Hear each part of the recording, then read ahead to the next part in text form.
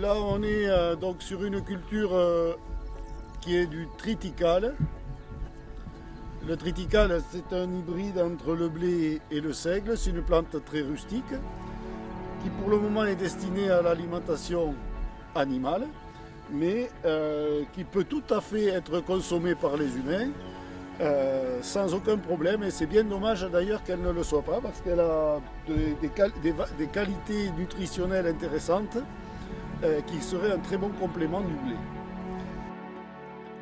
Là, on est sur la 4e récolte et enfin, on arrive à un résultat d'un point de vue déjà visuel au niveau des champs, avec bien entendu encore des adventices, c'est-à-dire des mauvaises herbes, mais avec un potentiel de rendement, si la pluie cette année arrive, qui devient tout à fait correct, alors que l'on a mis 0 engrais, 0 pesticides, et que l'on a mis la moitié de la quantité de gasoil que mettrait un agriculteur conventionnel dans le secteur. Donc, on travaille pour le climat, on travaille pour l'environnement, on augmente la matière organique du sol, on essaye d'augmenter la vie. Le résultat, voilà, il est dans le seau et ce blé, il est destiné à faire de la farine.